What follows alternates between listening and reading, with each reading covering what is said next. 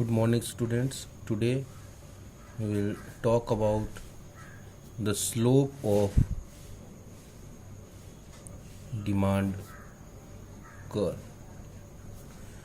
As you have seen in previous videos that demand moves downwards from left to right. So what its slope indicates and what relation it gives between the price and the quantity demanded, that we will study today. The demand curve, as you all know, moves or slopes downwards. It always goes downwards. We have seen in the last videos that how we prepare the demand curve and what we can say that it gives a negative relation between the price and the quantity demanded. Price and quantity demanded. What we see is that whenever price goes up, quantity demanded goes down. Whenever price goes down, the quantity demanded goes up.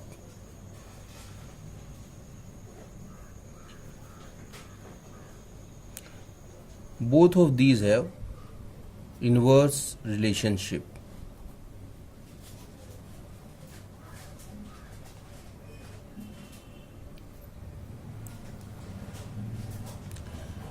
They always go in the other direction. If price is going in the right, the QD will go in left. If P is going in left, the QD would go in right. So this is because the slope of demand curve always slopes downward. It never goes up. Now, how the slope is estimated?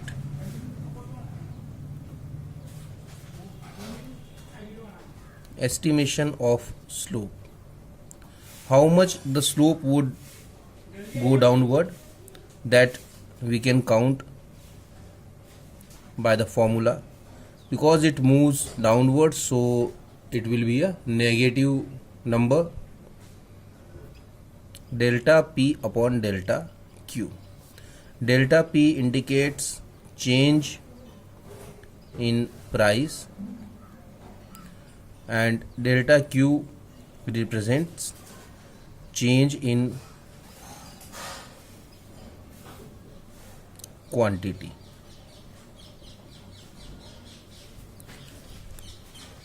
This will help us to make it clear that how much the demand curve would slope.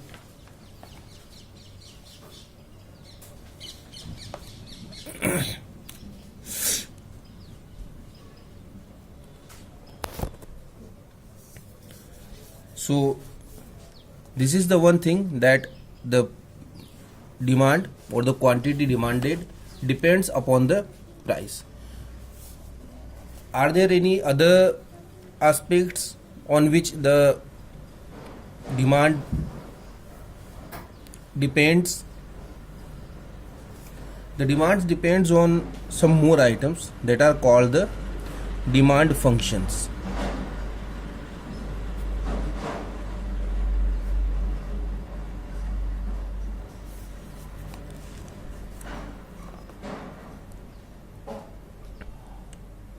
As we know that there are two categories of demand. First, individual demand,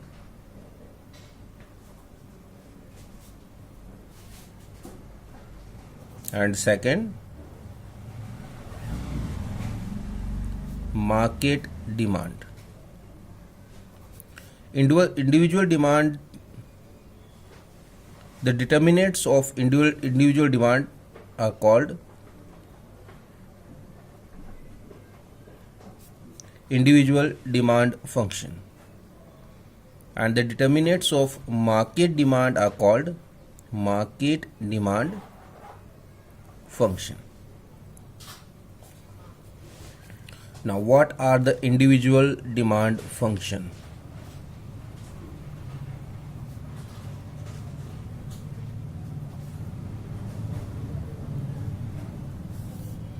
This is dx. Dx is the demand of x. X is the commodity.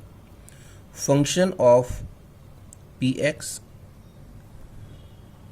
pt, y, that is actually pr, px, pr, y, and then t, and then e. Now, what does these all means? Px is equal to price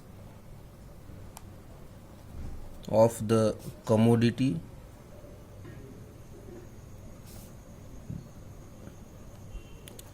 PR, price of the related goods,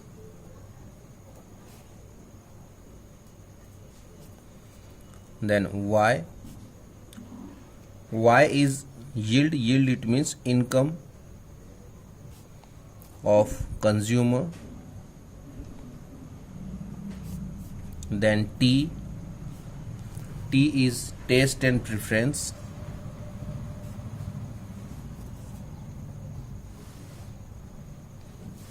And then we have E.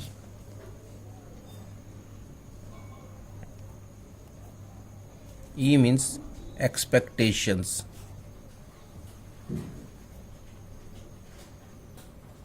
Expectations of consumer.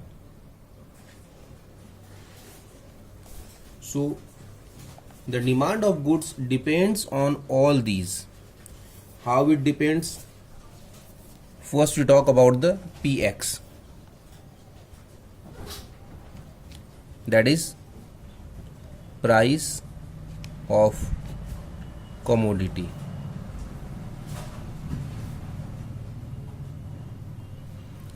Whenever the price of commodity goes up, the demand would go down, and whenever the demand goes up, the price would go down. So it has inverse relationship with demand. This we have seen in last videos also. This is the key determinant of demand. It depends basically on the price. Then we have PR, price of related goods. It influences the price, demand. It influences demand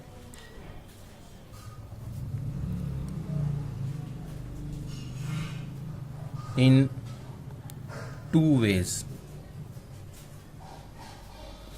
As there are two types of related goods, the first category is substitute goods.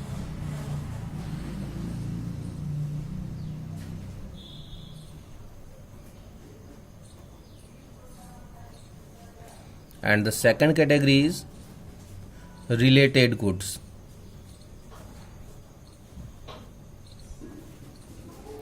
If the price of substitute goods go down, then the demand of the main goods would go down. Just like if we are assessing the price of tea or the demand of tea, what we are assessing? We are assessing the demand of tea. tea cost you 5 rupees, and at the same time coffee is a substitute for tea, it costs 10 rupees. The demand for tea is 5 cups and the demand for coffee is 2 cups. Now if in any condition the price of coffee falls to 8 rupees or 6 rupees, the demand of coffee, the price of coffee is now 6 rupees and the price of tea is now 5 rupees. So what would happen? There's a lot of chance that the demand of tea would go down to 3 units or 4 units, and it will increase to by the same extent. The demand of coffee would increase. Why? Because now the coffee is cheaper than earlier. If the demand of the price of coffee goes to 2 rupees and the price of tea remains 5 rupees, then automatically the demand of tea would shift to the demand of coffee. There will be very few people who would like to take tea. So this is how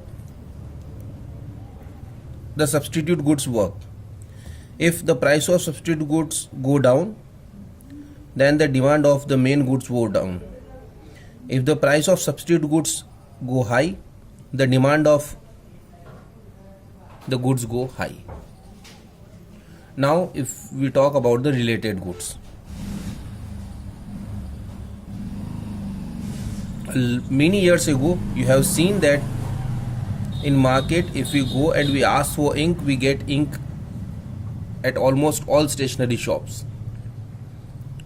But today you would find only 1 or 2 shops in a town which will be able to provide you ink, and that is also a very old stock. Why this has happened? Because people stopped using fountain pen.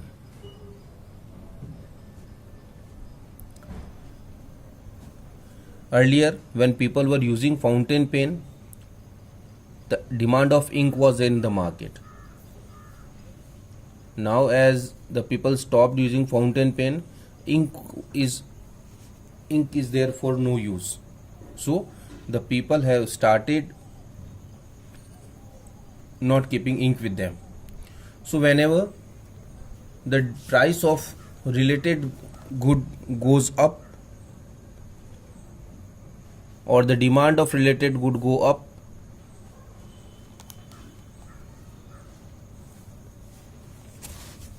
whenever the price of related good go up, its demand would go down, and as its demand go down, the demand of main good would also go down.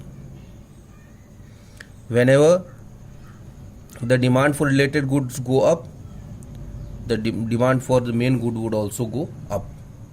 So this is how the related good work. Now about the next remaining functions we would study in the next video. Thank you.